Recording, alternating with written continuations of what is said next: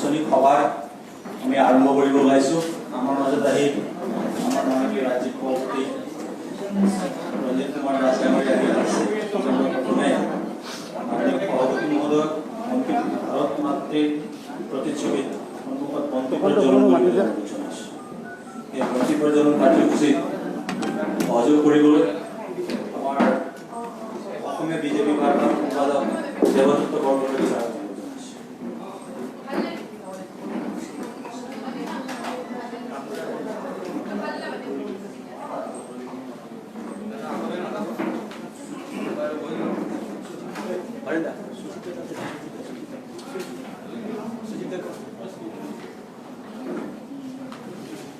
লগতে বন্তি প্ৰজ্বলন কাৰ্যসূচীত অংশগ্ৰহণ কৰিবলৈ মই ডিব্ৰুগড়ৰ মাননীয় বিধায়ক প্ৰশান্ত ফুকন ডাঙৰীয়াক অনুৰোধ জনাইছোঁ।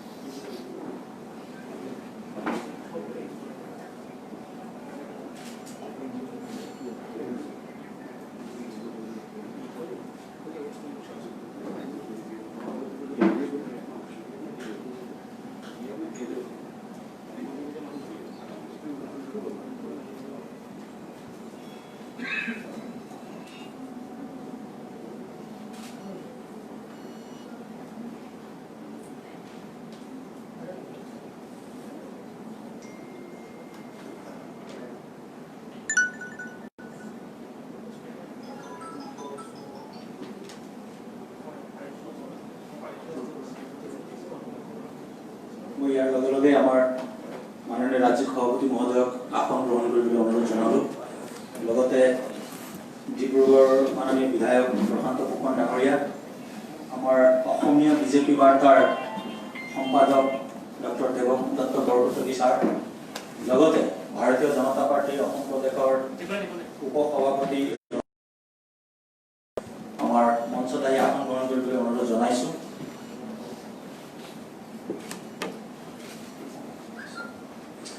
ইয়াৰ লগে লগে মই সকলোকে নিজৰ আসনৰ পৰা থিয় হৈ বন্দে মাতৰম কৰিবলৈ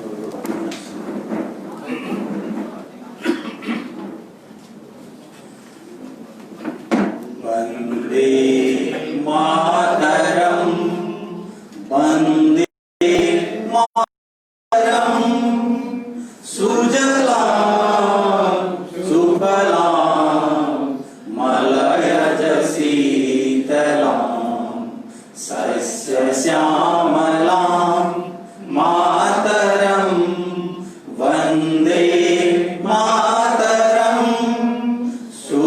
शुभ्रज्योत्स्ना पुलकितयामिनी फुल्लकुसुमित द्रुमदलशोभिनी सुहासिनी सुमधुरभासिनी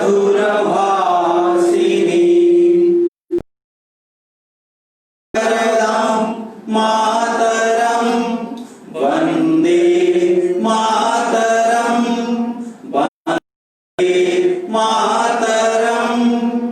भारत माता की जय।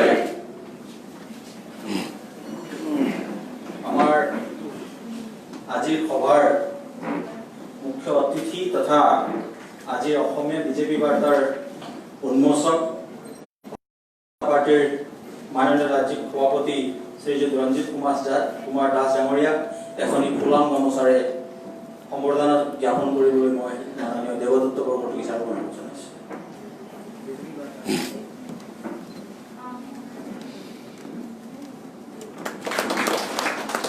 ইয়াৰ লগে লগে আমাৰ ডিব্ৰুগড় বিধানসভা সমষ্টিৰ মাননীয় বিধায়ক প্ৰশান্ত ফুকন ডাঙৰীয়াক এখনি ফুলাম গামোচাৰে সম্বৰ্ধনা জ্ঞাপন কৰিবলৈ অনুৰোধ জনালোঁ।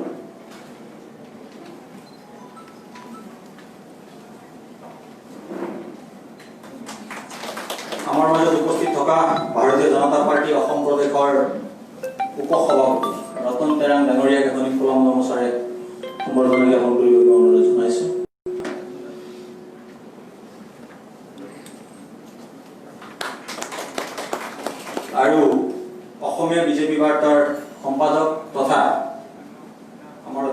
কাৰ্যকৰ্তা ডক্টৰ দেৱদত্ত বৰকটকী ছাৰক এখনি তো ইয়াৰ লগে লগে আজি আমি সকলোৱে জানো যে যোৱাকালি আমাৰ মাজৰ পৰা ভাৰত ৰত্ন ভাৰতৰ প্ৰাক্তন ৰাষ্ট্ৰপতি শ্ৰীযুত প্ৰণৱ মুখাৰ্জী দেৱৰ যোৱাকালি বিয়োগ হৈছে। গতিকে আমি এই তেখেতৰ বিয়োগত শোক প্ৰকাশ কৰিবৰ কাৰণে আনুষ্ঠানিকভাৱে মই আমাৰ ডক্টৰ দেৱদত্ত বৰকটকী ছাৰক অনুৰোধ জনাইছোঁ।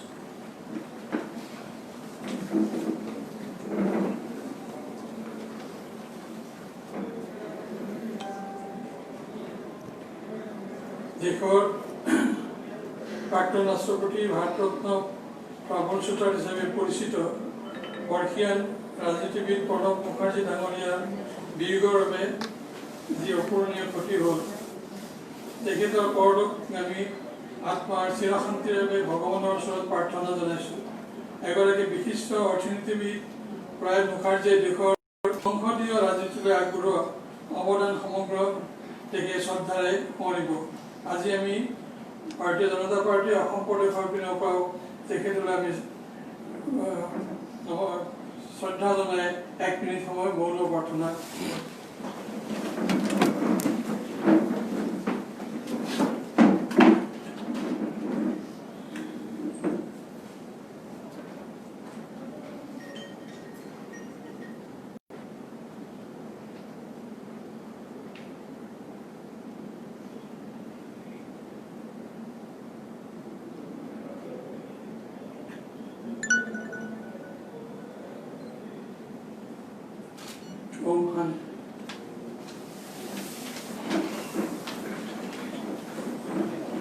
ইয়াৰ লগে লগে আজিৰ যি সভা, এই সভাৰ যি উদ্দেশ্য, এই উদ্দেশ্য ব্যাখ্যা কৰিবৰ কাৰণে মই আমাৰ আলোচনী আৰু প্ৰকাশন বিভাগৰ আহ্বায়ক তথা অসমীয়া বিজেপি বাৰ্তাৰ সম্পাদক ডক্টৰ দেৱদত্ত বৰকটকী ছাৰক অনুৰোধ জনাইছোঁ।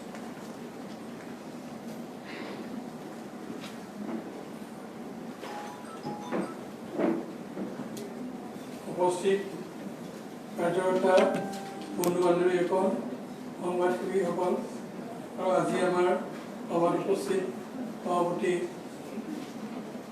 ৰাজ্যিক সভাপতি শ্ৰী ৰঞ্জিত কুমাৰ দাস ডাঙৰীয়া, উপ-সভাপতি তেৰণ ডাঙৰীয়া আৰু বিধায়ক শ্ৰী ফুকন ডাঙৰীয়া, সমন্বিতে সকলো কাৰ্যকৰ্তা,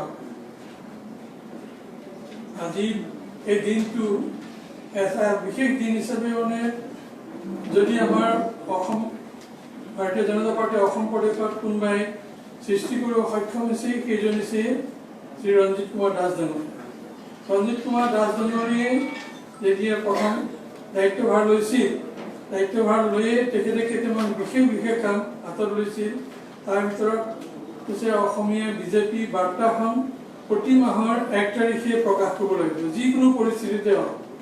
আৰু সেইটো আমি চেষ্টা কৰিছিলোঁ আৰু সেইটো অব্যাহত ৰাখিছোঁ। আনকি লকডাউনৰ সময়তো আমি এপ্ৰিল মে সংখ্যা হিচাপে আমি অনলাইন সংস্কৰণ আমি প্ৰকাশ কৰিছোঁ। আমি এই গোটেই সময়ছোৱাত এটাও সংখ্যা বন্ধ নকৰাকৈ আমি চলাই আহিছোঁ। আজি আমি তেখেতক আমি বিশেষভাৱে ধন্যবাদ জনাব খুজিছোঁ এটা কাৰণে যে তেখেত হৈছে আজি গোটেই ভাৰতৰ প্ৰত্যেক জিলাতে প্ৰত্যেক ৰাজ্যতে আমাৰ একোজন সভাপতি থাকে। এই সভাপতিসকলৰ ভিতৰত তেখেতে এজন সভাপতি যিজনে ৰাজ্যখনৰ প্ৰতিটো সমষ্টিৰ প্ৰতিটো মণ্ডললৈ গৈ পেলাই তেখেতে সভা পাতিছিল। তেখেতে ইতিমধ্যে ৭৫,০০০ কিলোমিটাৰ গোটেই ৰাজ্যখনৰ ঘূৰি ফুৰিছে। আৰু প্ৰথমবাৰৰ কাৰণে আমি পৃষ্ঠা প্ৰমুখ যি সন্মিলন গোটেই ভাৰতৰ ভিতৰত প্ৰথম হৈছে, সেই প্ৰথম সন্মিলনখন শ্ৰী ৰঞ্জিত কুমাৰ দাস ডাঙৰীয়াৰ নেতৃত্বতে অসমত হৈছে। বুথ সন্মিলন আমাৰ ইয়াত প্ৰথমবাৰৰ কাৰণে হৈছে। ঠিক তেনেকৈ শক্তি কেন্দ্ৰ সন্মিলনো প্ৰথমবাৰ ভাৰতৰ ভিতৰত প্ৰথমবাৰলৈ আমাৰ ইয়াতে আৰম্ভ হৈছে।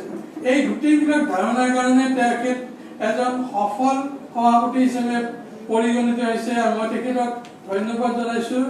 আৰু তেখেতে আজি আমাৰ মাজত আহি উপস্থিত হৈ পেলাই আমাক সদায় উৎসাহিত কৰে। এই প্ৰাৰ্থী নিৰ্দিষ্ট দিনটোত তেখেত উপস্থিত থাকিব, যিকোনো অসুবিধা হ'লেও আমি উপস্থিত থাকিব নোৱাৰিলেও তেখেতে কিন্তু এই দিনটোত উপস্থিত থাকি সদায় অসমীয়া বিজেপি বাৰ্তা উন্মোচন কৰি আহিছে। আজি মই তেখেতলৈ পুনৰ ধন্যবাদ জনাইছোঁ। আজি আমাৰ সভাৰ উদ্দেশ্য হৈছে অসমীয়া বিজেপি বাৰ্তাৰ এই যিটো ধাৰা তেখেতে আৰম্ভ কৰিছে, এই ধাৰাটো আজি পুনৰ প্ৰতিষ্ঠা কৰিবৰ কাৰণে মই তেখেতক অনুৰোধ কৰিছোঁ।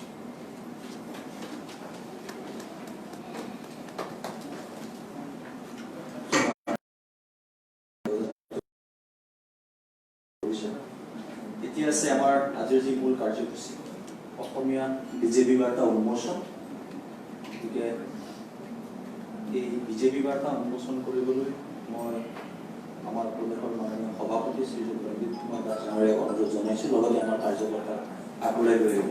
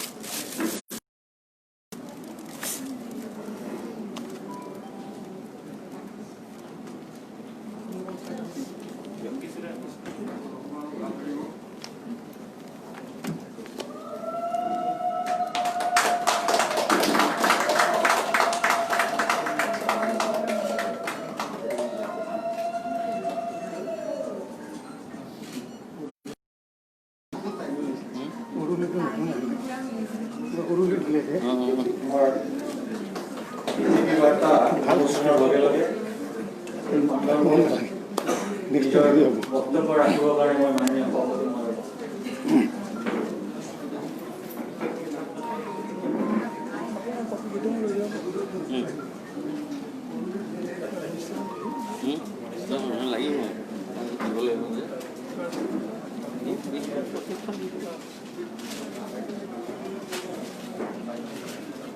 ভাৰতীয় জনতা পাৰ্টিৰ অসম ৰাজ্যিক কমিটিৰ উদ্যোগত প্ৰতি মাহৰ 1 তাৰিখে মই বিজেপি বাৰ্তা উন্মোচন হৈ আহিছে আৰু আজিও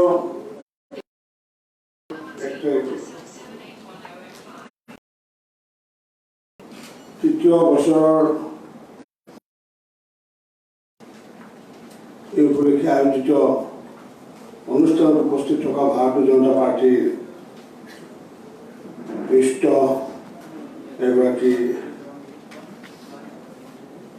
কাৰ্যকৰ্তা, অসম বিধানসভাৰ কেইবাবাৰো ভাৰতীয় জনতা পাৰ্টিক প্ৰতিনিধিত্ব কৰা বিধায়ক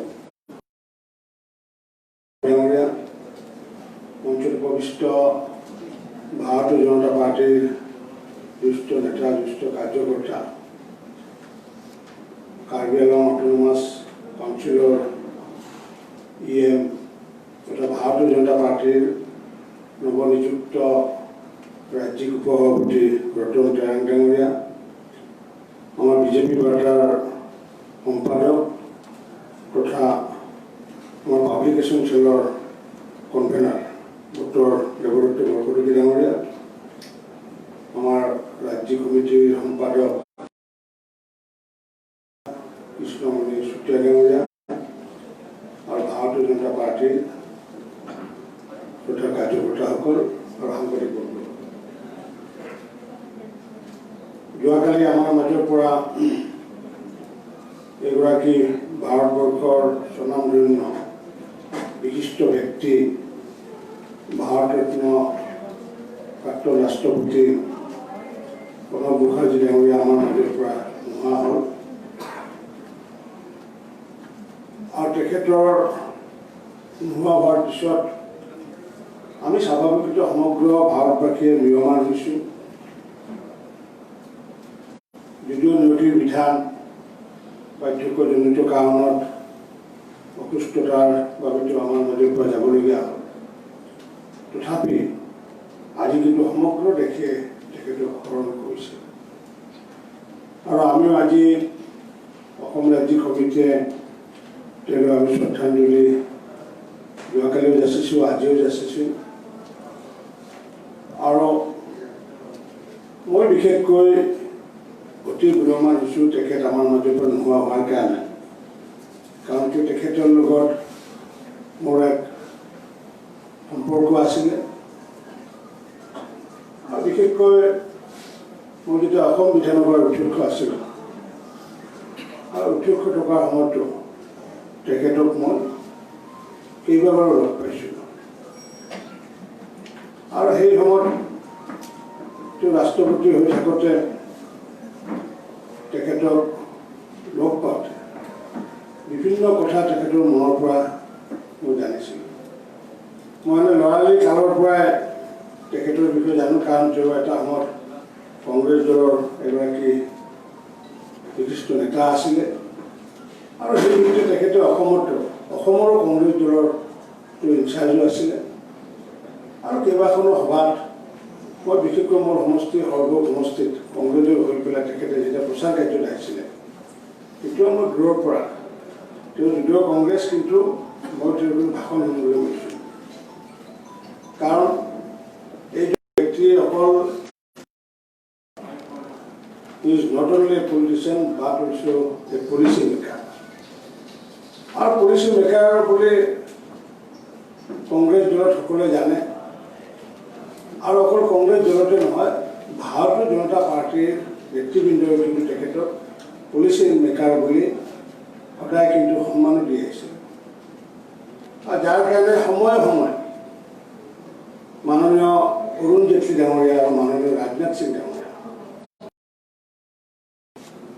তেখেতৰ তাত গৈ পেলাই কিন্তু বিভিন্ন বিষয়ত কিন্তু সন্ধিয়া সন্ধিয়া আলাপ আলোচনা কৰিছিলে। এই কথাষাৰ মই নিজে জানো, স্বচক্ষুৰে দেখিছোঁ। আৰু মই যেতিয়া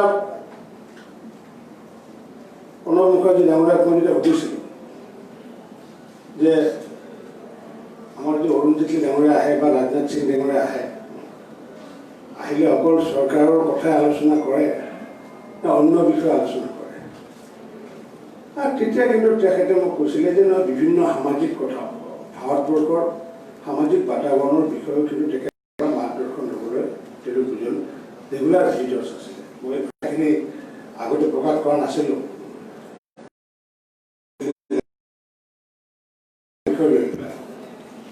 তেওঁলোকৰ আলাপ আলোচনা কৰিছিলে, আৰু এই আলাপ আলোচনা কৰাৰ কাৰণে আমাৰ মাননীয় প্ৰধানমন্ত্ৰী নৰেন্দ্ৰ মোদী ডাঙৰীয়াই তেখেতৰ ওচৰত পঠাইছিলে।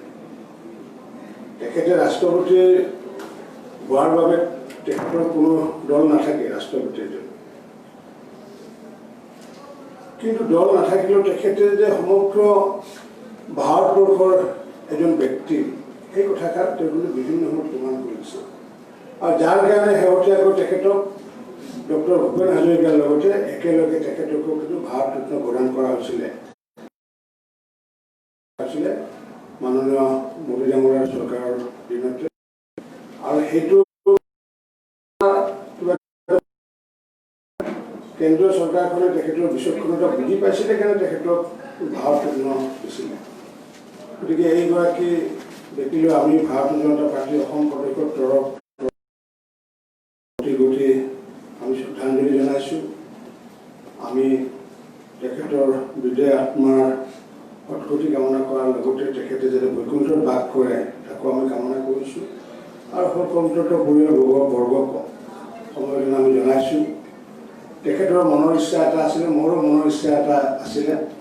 তো দুৰ্গা পূজা প্ৰতি বছৰে কৰিছিলে আৰু নিজে তেখেতে পুৰোহিত হৈছিলে, আৰু সেই দুৰ্গা পূজাত মোক আমন্ত্ৰণো জনাইছিলে তেখেতে, কিন্তু মই সেই দুৰ্গা পূজাত অংশগ্ৰহণ কৰিব নোৱাৰিলোঁ। সেইটো মোৰ মনত আক্ষেপ থাকি গ'ল। তেখেতে যেতিয়া ৰাষ্ট্ৰপতি নিৰ্বাচন হৈছিলে, সেই ৰাষ্ট্ৰপতি নিৰ্বাচনৰ সময়ত আমাৰ অসমৰ পৰা বিপুল সংখ্যক তেখেতে ভোট লাভ কৰিছিলে। আৰু সেইগৰাকী ব্যক্তি ভাষাৰ ক্ষেত্ৰতে হওক, অৰ্থনীতিৰ ক্ষেত্ৰতে হওক, ডিপ্ল'মেচিৰ ক্ষেত্ৰতে হওক, বা কূটনীতিৰ ক্ষেত্ৰতে হওক, বা ইণ্টাৰনেশ্যনেল ৰিলেশ্যনশ্বিপ ক্ষেত্ৰতে হওক, অগাধ পাণ্ডিত্য আছিলে এগৰাকী ব্যক্তিৰ। শিক্ষকতাৰ পৰা আহি পেলাই সমগ্ৰ ভাৰতবৰ্ষৰ এজন শিক্ষক ৰূপে তেখেতে পৰিগণিত হৈছিলে। গতিকে এইগৰাকী ব্যক্তিক আমি পুনৰ শ্ৰদ্ধাঞ্জলি জনাইছোঁ আৰু শোকসন্তপ্ত পৰিয়ালবৰ্গলৈ আমি জনাইছোঁ। আজি আমাৰ বিজেপি বাৰ্তা উন্মোচন আৰু আমি প্ৰতি মাহে এই বিজেপি বাৰ্তা উন্মোচন আমি কৰোঁতে আমাৰ ভাৰতীয় জনতা পাৰ্টিৰ জ্যেষ্ঠ এগৰাকী কাৰ্যকৰ্তাৰ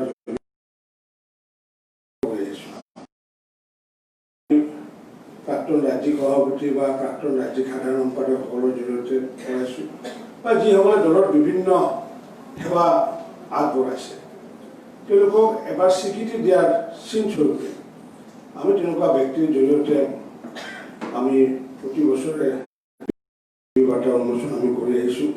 এইবাৰ মই বিশেষ কাৰণত কৰিছোঁ, কাৰণ কিয় এইবাৰ মই বেলেগক এইকাৰণে মতা নাই, যিহেতু অহাবাৰৰ সংখ্যাটোত যিহেতু আমাৰ বি এল সন্তোষ ডাঙৰীয়া যিহেতু আমাৰ 4 তাৰিখে যিহেতু কাৰ্যনিৰ্বাহক সভা অনুষ্ঠিত হ'ব গুৱাহাটীত, গতিকে অহাবাৰৰ সংখ্যাটোৰ বেটুপাতত তেখেতৰ ফটো থাকিব আৰু সেইকাৰণে মই এইবাৰ বেলেগ কাকো মাতা নাই, মই নিজে এইখন উন্মোচন কৰিছোঁ।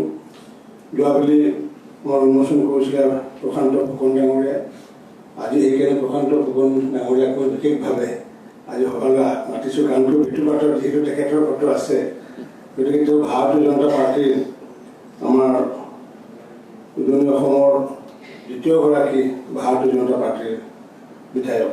প্ৰথম আমি উজনি অসমৰ দুলীয়াজানত আমি বিজেপি বিধায়ক পাইছিলোঁ ৰামেশ্বৰ তেলী, আৰু তাৰপিছত আমাৰ প্ৰশান্ত ফুকন হৈছিলে। আৰু এতিয়া গৈ গৈ এনেকুৱা অৱস্থা যে সমগ্ৰ ডিব্ৰুগড় লোকসভাই হওক বা যোৰহাট লোকসভাই হওক বা লখিমপুৰ লোকসভাতে হওক ভাৰতীয় জনতা পাৰ্টীৰ সকলো বিধায়ক।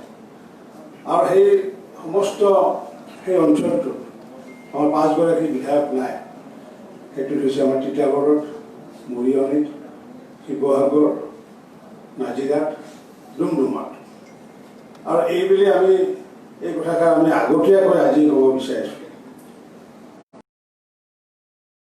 ভাৰতীয় জনতা পাৰ্টীৰ দখলত আনি পেলাই সম্পূৰ্ণ উজনি অসমৰ ভাৰতীয় জনতা পাৰ্টীৰ দখলত আনি, আৰু এইখিনি কৰিবলৈ যাওঁতে আমাৰ ভাৰতীয় জনতা পাৰ্টীৰ নিষ্ঠাবান কাৰ্যকৰ্তাসকলে আগতে আপোনালোকে সকলোৱে জানে যে ভাৰতীয় জনতা পাৰ্টীৰ মাৰোৱাৰী মানুহৰ দল বুলি কৈছিলে, যে এইটো মাৰোৱাৰী মানুহৰ দল, হিন্দীভাষী মানুহৰ দল। তাৰপিছত আহি পেলাই ক'লে যে নহয় এইটো বঙালী মানুহৰ দল। তাৰপিছৰ পৰা আহি ক'লে যে নহয় এইটো ব্ৰাহ্মণৰ দল বোলে, বিভিন্ন কয়, বিভিন্ন, আমিতো নকওঁ। তাৰপিছত আহি এতিয়া এনেকুৱা অৱস্থা হৈছে যে অসমৰ প্ৰতিটো খিলঞ্জীয়া জনগোষ্ঠী মনৰ হিয়াৰ অন্তৰৰ দল হৈ পৰিছে জনতা পাৰ্টী। আৰু যাৰ কাৰণে আজি অসমৰ ভূমিপুত্ৰসকলে খিলঞ্জীয়াসকলে ভাৰতীয় জনতা পাৰ্টীক আঁকোৱালি লৈছে, আৰু ভাৰতীয় জনতা পাৰ্টীক আঁকোৱালি লোৱাৰ ফলস্বৰূপে 2021 নিৰ্বাচন যোনে যিমানে যি মহাজত নকৰক কিয় সেইবোৰ যি হৈ আছে ভগৱানৰ কৃপাত ভালে হৈ আছে। কংগ্ৰেছ ইউপিএফৰ মহাজোঁট হৈছে, আমি আদৰণি জনাইছোঁ, কাৰণ তেওঁলোকৰ এই জোঁটৰ কাৰণে ভাৰতীয় জনতা পাৰ্টীৰ এটা ভোটৰ ক্ষতি নহয়, বৰঞ্চ ভাৰতীয় জনতা পাৰ্টীৰ কেইবাটাও বিধানসভাৰ চিট আমি নতুনকৈ পাবলৈ সক্ষম হ'ম। আমাৰ বিশ্বাস আছে যেতিয়ালৈ স্বাভিমানী ভাৰতীয়সকল অসমত থাকিব আৰু যেতিয়া অসমীয়াসকল অসমত থাকিব, তেতিয়ালৈ ভাৰতীয় জনতা পাৰ্টীৰে চৰকাৰ কৰি যাব। কাৰণ ইমান দিনে মাননীয় প্ৰধানমন্ত্ৰী নৰেন্দ্ৰ মোদী ডাঙৰে যি ভাৰতবৰ্ষৰ ৰাইজৰ কাৰণে কৰিছে, ঠিক তেনেকুৱা আমাৰ চৰকাৰখনে মাননীয় সৰ্বানন্দ সোণোৱাল ডাঙৰীয়াৰ নেতৃত্বত চৰকাৰ আৰু তেখেতৰ নেতৃত্বত প্ৰতিগৰাকী মন্ত্ৰী, ডক্টৰ হিমন্ত বিশ্ব শৰ্মা ডাঙৰীয়াই হওক বা আমাৰ সিদ্ধাৰ্থ পট্টাচাৰ্যী ডাঙৰীয়াই হওক, পৰিমল শুক্লবৈদ্য ডাঙৰীয়াই হওক, ৰঞ্জিত দত্ত ডাঙৰীয়াই হওক, বৃহস্পতি ডাঙৰীয়াই হওক বা ডাঙৰীয়াই হওক, জগন মোহনে হওক, সঞ্জয় কিষাণে হওক, প্ৰতিগৰাকী মন্ত্ৰী, নৱদলে হওক, প্ৰতিগৰাকী মন্ত্ৰীৰ লগতে আমাৰ মিত্ৰ দলৰ মন্ত্ৰীসকলে নিষ্ঠা সহকাৰে কাম কৰি গৈছে। আৰু যাৰ ফলস্বৰূপে অসমত এইখন চৰকাৰে সৰ্বস্পৰ্শী আৰু সৰ্বব্যাপী ভাৱে সকলোকে স্পৰ্শ কৰিবলৈ সক্ষম হৈছে। সেয়া চাহ জনগোষ্ঠীৰ অঞ্চলৰ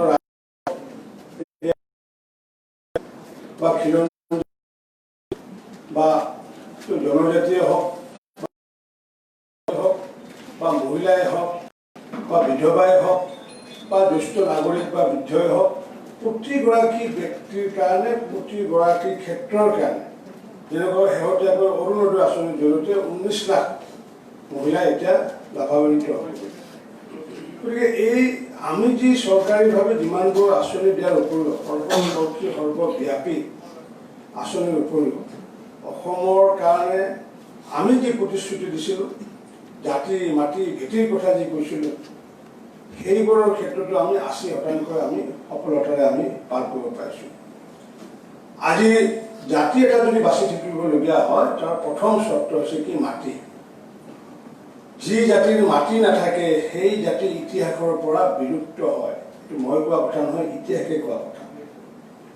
আৰু সেইকাৰণে আমি কৈছোঁ ভেটি আৰু যাৰ কাৰণে মাটিৰ ব্যৱস্থা কৰি পেলাই আমি কি কৰিলোঁ এইখন চৰকাৰে যে খিলঞ্জীয়াসকলক যাতে আমি যাতে ভূমিপট্টা দিব পাৰোঁ তাৰ কাৰণে প্ৰথমবাৰৰ কাৰণে ব্যৱস্থা কৰিছোঁ। আগতে খিলঞ্জীয়াৰ নামত কোনো ভূমিৰ পট্টাৰ ব্যৱস্থা নাছিলে, ভাৰতীয় বুলি ভূমিৰ পট্টাৰ ব্যৱস্থা আছিলে। আৰু সেইটো হিচাপে পূৰ্বৰ চৰকাৰে ভাৰতীয়সকলকে হওক বা চৰতে হওক মাটিৰ পট্টা দি আহিছে। কিন্তু আমিও এইবাৰ আমি তেওঁলোককো দিম, কিন্তু প্ৰথমতে আমি দিব বিচাৰিছিলোঁ খিলঞ্জীয়াসকলক ভূমিপুত্ৰসকলক। কাৰণ কিয় অসমত বসবাস কৰা খিলঞ্জীয়া ভূমিপুত্ৰসকলৰ লাখ লাখ পৰিয়ালৰ আৰু এই মাটিৰ পট্টা নথকাৰ কাৰণে তেওঁলোকে বিভিন্ন বেংকতে বিভিন্ন সা সুবিধা মাটিৰ দলিলখন যেতিয়া নাথাকে তেতিয়া বিভিন্ন সুবিধাৰ পৰা বঞ্চিত হয়। সেইকাৰণে মাননীয় মুখ্যমন্ত্ৰী সৰ্বানন্দ সোণোৱাল ডাঙৰীয়াই সিদ্ধান্ত ল'লে যে 1 লাখ খিলঞ্জীয়া ভূমিপুত্ৰসকলক ভিতৰত 212 মাটিৰ আমি যিহেতু অংগীকাৰ কৰিছিলোঁ, জাতি মাটিৰ কথা অংগীকাৰ কৰিছিলোঁ, খিলঞ্জীয়াৰ কথা অংগীকাৰ কৰিছিলোঁ, ভূমিপুত্ৰৰ কথা অংগীকাৰ কৰিছিলোঁ। এইখিনি আমি কৈছে, কিন্তু আমি সেইটোলৈ কেৰেপ কৰা নাই যে আমাৰ যি অংগীকাৰ যে মাটি আমাৰ মানুহে পাব লাগিব, ভূমিপুত্ৰ পাব লাগিব, সেই কাম সৰ্বানন্দ সোণোৱাল চৰকাৰে কৰাৰ কাৰণে এই চৰকাৰখনে মোৰ মতে one of the best government. যদি কোনোবাই যদি হৃদয়ংগম যদি কৰিব পাৰে আৰু হৃদয়ংগম যদি নকৰে বহুত মানুহে এতিয়া দেখিছোঁ তেওঁলোকে বুজিও, বহু মানুহ এতিয়া দেখিছোঁ তেওঁলোকে বুজি পাইছে কিন্তু মানুহৰ আগত প্ৰকাশ নকৰে। কিছুমানৰ ক্ষেত্ৰত এনেকুৱা হৈছে আমাৰ যি ঘৰুৱা ভাষাত আমাক কেতিয়াবা মাহঁতে গালি পাৰিলে কয় যে টপত ভাতত ধোৱাই চকুত ধৰিছে। টপত ভাতত ধোৱাই চকুত ধৰিছে তাৰমানে গৰম ভাতত ধোৱাই চকুত ধৰিছে। এতিয়া অসমত কিছুমান ব্যক্তি বা কিছুমান সংগঠনৰ গৰম ভাতত ধোৱাই চকুত ধৰিছে। এই গৰম ভাতত ধোৱাই কৈছোঁ কিয় যে ইমানখিনি কাম এই চৰকাৰখনে কৰাৰ পিছতো তেওঁলোকে দেখা নাপায়। আৰু সেইকাৰণে আমি কৈছোঁ যে তেওঁলোকক গৰম ভাতত ধোৱাই চকুত ধৰিছে। আমি আপোনালোকে ভাত খাওঁতে কেতিয়াবা গৰম গৰম ভাত দিওঁতে কেতিয়াবা চকুত আমাৰ পৰা কিন্তু এই চকুত ধৰে যায়। গৰম ভাতত ধোৱাই কেতিয়াও চকুত নধৰে। সেই ধোৱা চকুত গ'লেও বেয়া নহয়, বৰঞ্চ ভালেহে। গতিকে আমাৰ এনেকুৱা হৈছে যে চকুত মানে ধৰিছে, কিহে ধৰিছে যে গৰম ভাতত ধোৱাই ধৰিছে। জুইহালত ধোৱাই ধৰা নাই, গৰম ভাতত ধোৱাই ধৰিছে। পৰিৱেশৰ মাজে মাজে কিছুমানে কৰিব বিচাৰে। যি কি নহওক এইখন চৰকাৰে যি ব্যৱস্থা কৰিছে, যি কমতাপুৰ অট'নমাছ কাউন্সিলকে আদি কৰি বিভিন্ন জনগোষ্ঠী আমি জনজাতি কৰাৰ কাৰণে আমি ইতিমধ্যে মন্ত্ৰী গোটে 11খনতকৈ বেছি সভা আমি ইতিমধ্যে নিৰলসভাৱে কৰিছোঁ। আৰু আমি চেণ্ট্ৰেল গভৰ্ণমেণ্টলৈ আমি পঠোৱাৰ ব্যৱস্থা কৰিছোঁ যাতে জনজাতিকৰণ কৰিব পাৰোঁ। এটা বিৰাট বিশাল এটা সমস্যা থকা এটা বিষয়, কিন্তু সেই সমস্যা থকা বিষয়টো যাতে জটিল নহয় পেলাই যাতে সৰল কৰি পেলাই যাতে আমি আগন্তুক কৰিব পাৰোঁ তাৰ কাৰণে নিৰলসভাৱে এই চৰকাৰখনে চেষ্টা কৰি আহিছে। কাৰণ একোটা জনগোষ্ঠীক যদি আমি জনজাতিকৰণ কৰোঁ তেতিয়া আমি চাব লাগিব কোৱাণ্টাম পৰিমাণ কিমান পৰিমাণ নতুনকৈ দিব পৰা যায়। আৰু সেইটো দিয়াৰ লগে লগে যিহেতু OBCৰ পাৰ্টৰ পৰা আমি আনিব লাগিব, গতিকে OBCৰ পাৰ্টৰ পৰা কিমান কাম বাকীখিনি OBC মানুহখিনি ST হ'বগৈ। গতিকে সেই OBCৰ এতিয়া পৰিমাণটো কিমান হ'বগৈ, কমি পেলাই কিমান হ'ব, সেইটো চিন্তা চৰ্চা কৰিবলগীয়া আছে। তাৰপিছত তৃতীয় চিন্তা চৰ্চা কৰিবলগীয়া আছে যে এক্সিষ্টিং যিসকলে ৰাইট পাই আছে, এক্সিষ্টিং যিসকলে সুবিধা পাই আছে ট্ৰাইবেলসকলে, তেওঁলোকৰো যাতে ক্ষতি নহয়, আমি সেই বিষয়টো বিশেষ নজৰ দিব লাগিব। গতিকে আমি তিনিটা বিষয় বিশেষকৈ নজৰ দিবলগীয়া হৈছে আৰু সেইখিনি ইতিমধ্যে দিন চমু চাপি আহি আছে। গতিকে আগন্তুক দিনত কেন্দ্ৰীয় চৰকাৰৰ প্ৰতিবেদন আমাৰ অসম চৰকাৰক প্ৰেৰণ কৰা হ'ব। এনেকুৱাকৈ আমি চৰকাৰে G20% কাম যি কৰিব পৰা নাই, সেইখিনি কামৰ কাৰণে ইতিমধ্যে অসম চৰকাৰখনে কিন্তু ইতিমধ্যে কাম কৰি আহিছে। মই মাননীয় মুখ্যমন্ত্ৰী সৰ্বানন্দ ডাঙৰ লগতে আমাৰ অসম চৰকাৰক ধন্যবাদ জনাইছোঁ। অৰুণোদয়ৰ জৰিয়তে যি 19 লাখ মহিলাক আমি যি আঁচনি দিয়াৰ ব্যৱস্থা কৰিছোঁ, এই ভাৰতীয় জনতা পাৰ্টীৰ মোদী ডাঙৰীয়াৰ চৰকাৰ আৰু সোণোৱাল ডাঙৰীয়াৰ চৰকাৰখন হৈছে ভাৰতবৰ্ষ আৰু অসমৰ প্ৰথম চৰকাৰ যিয়ে নেকি মহিলাক সৰ্বাধিক গুৰুত্ব আৰোপ কৰি আহিছে। আজি সেই মহিলাক সৰ্বাধিক গুৰুত্ব আৰোপ কৰাৰ কাৰণে আজিকালি আগতে PMI ঘৰ আগতে পুৰুষৰ নামত আছিলে, বহুত পুৰুষে লগত বহুত মহিলাৰ ঘৰত যন্ত্ৰণাৰ ভুৰি হৈ পেলাই ঘৰ এৰিবলগীয়া হৈছিলে, যাৰ কাৰণে আমাৰ মোদী ডাঙৰীয়াই কি কৰিলে যে মহিলাৰ নামত আবণ্টন দিয়াৰ ব্যৱস্থা কৰিলে। অন্ততঃ মহিলাৰ নামত আবণ্টন দিলে অন্ততঃ বহু পুৰুষে অন্ততঃ উজ্জ্বলা আঁচনি যদি চাই মহিলাৰ নামত কৰা হ'ল, মহিলাৰ নামত কৰা হ'ল। ঠিক তেনেকুৱাকৈ আমি যি আমাৰ নতুনকৈ অৰুণোদয় আঁচনি মহিলাৰ নামত কৰিছোঁ, যাতে সেই সুযোগটো সুবিধাটো যাতে মহিলাসকলে যাতে ভোগ কৰিব পাৰে। গতিকে চৰকাৰখনে মহিলাসকলৰ উত্তৰণৰ ক্ষেত্ৰত বিভিন্ন ধৰণৰ কাম কৰাৰ লগতে কনকলতা যি আত্মসহায়ক গোটৰ জৰিয়তে আজি কোটি কোটি টকা ইতিমধ্যে সেই মহিলাসকলৰ মাজত গৈছেগৈ। সেই মহিলাসকলে ইতিমধ্যে ব্যৱস্থা কৰি আহিছে। গতিকে এনেকুৱাকৈ আমি দলৰ ক্ষেত্ৰতো আমি কি মহিলাসকলক প্ৰাধান্য দি আহিছোঁ। আমাৰ 20গৰাকী বিষয়ববীয়াৰ ভিতৰত আমি 30% মহিলাক দি পেলাই আমি বিষয়ববীয়া আমি গঠন কৰিছোঁ। ঠিক তেনেকৈ এক্সিকিউটিভ মেম্বাৰ হিচাপেও আমি অধিকাংশ সৰ্বাধিক পূৰ্বৰ তুলনাত বহু মহিলাক তাতে অন্তৰ্ভুক্ত কৰি পেলাই মহিলাসকলক আমি উত্তৰণ কৰাৰ কাৰণে ব্যৱস্থা কৰিছোঁ। গতিকে এনেকুৱাকৈ ভাৰতীয় জনতা পাৰ্টী আৰু ভাৰতীয় জনতা পাৰ্টীৰ নেতৃত্ব চৰকাৰখন আগুৱাই গৈ আহিছে। আগন্তুক দিনতো য'তে যি মহাজোঁট নহওক কিয়, যি তেওঁলোকৰ এলায়েন্স নহওক কিয়, ইলেকশ্যনৰ প্ৰাক মুহূৰ্তত এনেকুৱা বহু ধৰণৰ কথা আহে, বহু ধৰণৰ ঢৌ আহে, কিন্তু আমি এটা কথা মনত ৰাখিব লাগিব যে ভাৰতীয় জনতা পাৰ্টীয়ে সাগৰৰ ওপৰৰ ঢৌ নহয়। ভাৰতীয় জনতা পাৰ্টী হৈছে সাগৰ তলিৰ নিৰবিচ্ছিন্ন এক ঢৌ। সাগৰৰ ওপৰত ঢৌ আহে, নিমিষতে মাৰ যায়, কিন্তু সাগৰৰ তলৰ ঢৌ কিন্তু নিৰবিচ্ছিন্নভাৱে বৈ থাকে। আৰু সেয়াই হৈছে ভাৰতীয় জনতা পাৰ্টী, আৰু ভাৰতীয় জনতা পাৰ্টীৰ কাৰ্যকৰ্তা হ'ল সাগৰ তলিৰ নিৰবিচ্ছিন্ন ঢৌ। আৰু সেই সাগৰ তলিৰ নিৰবিচ্ছিন্ন ঢৌৰ জৰিয়তে 2020 ভাৰতীয় জনতা পাৰ্টীৰ নেতৃত্বত আমি চৰকাৰ বিজেপি বাৰ্তা সুন্দৰৰূপে প্ৰকাশ কৰাৰ কাৰণে দেৱদত্ত বৰকটকী ডাঙৰীয়াক আমি ধন্যবাদ জনাইছোঁ। ইতিমধ্যে নতুন সমিতিখন গঠন কৰিবলগীয়া আছে। পাৰিতো নতুন সমিতিখন আজিয়ে যদি ঘোষণা কৰি দিয়ে, আপুনি নতুন যিখন সমিতি হ'ব, কাৰণ প্ৰত্যেক চেলবিলাকৰ প্ৰত্যেক এৰা নতুন সমিতি আজি আপুনি ঘোষণা কৰি দিলে, তেতিয়াহ'লে আপোনাৰ কাম আৰু আগুৱাই থাকিব।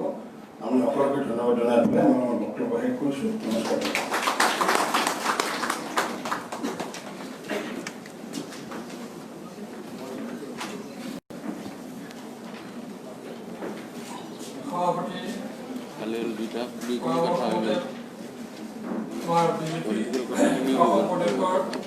প্ৰকাশন বিভাগৰ কমিটিখনৰ নাম মই ঘোষণা কৰিব খুজিছোঁ।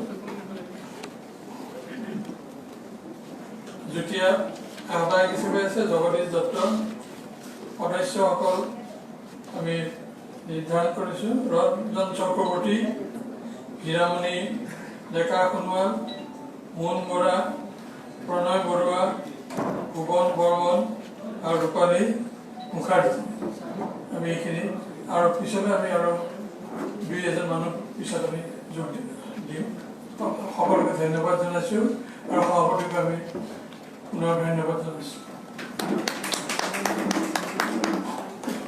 আজি অসমীয়া বিজেপি বাৰ্তাৰ উন্মোচকৰ বক্তব্যত বিভিন্ন কথা সামৰি যি বক্তব্য প্ৰদান কৰিলে তাৰ বাবে অসম প্ৰদেশৰ মাননীয় সভাপতি ৰঞ্জিত কুমাৰ দাস ডাঙৰীয়াক আমি আন্তৰিক ধন্যবাদ জ্ঞাপন কৰিছোঁ। তাৰ লগতে আজি এই উন্মোচনী সভাত উপস্থিত থাকি সভাৰ ষষ্ঠ বঢ়োৱাৰ কাৰণে ডিব্ৰুগড় বিধানসভাৰ মাননীয় বিধায়ক ভাৰতীয় জনতা পাৰ্টিৰ জ্যেষ্ঠ নেতা প্ৰশান্ত ফুকন ডাঙৰীয়াকো আমি ধন্যবাদ জ্ঞাপন কৰিছোঁ। তাৰ লগতে আমাৰ লগত উপস্থিত থাকি আমাক উৎসাহ প্ৰদান কৰাৰ বাবে ভাৰতীয় জনতা পাৰ্টিৰ উপসভাপতি তেৰাং ডাঙৰীয়াকো ধন্যবাদ জ্ঞাপন কৰিছোঁ। তাৰ লগে লগে এই উন্মোচনী আমাৰ ভাৰতীয় জনতা পাৰ্টিৰ বিভিন্ন বিষয়ববীয়াসকল মৰ্চাৰ দায়িত্বত থকা বিষয়ববীয়াসকল জ্যেষ্ঠ কাৰ্যকৰ্তা দিব দিছে নহয় এই গোটেই কাৰ্যসূচী মানে এক কপি দিবছে নহয় তপন ধৰি ৰাইজৰ মাজত লৈ যাবলৈ অহা সাংবাদিক বন্ধুসকলে যিখিনি সময় দিছে তপনে কৈছেনে আপোনাক আমাৰ ফালৰ পৰা ধন্যবাদ জ্ঞাপন কৰিছোঁ। এতিয়া আমি সকলোৱে থিয় হৈ ৰাষ্ট্ৰীয় সংগীত সোমাই দিব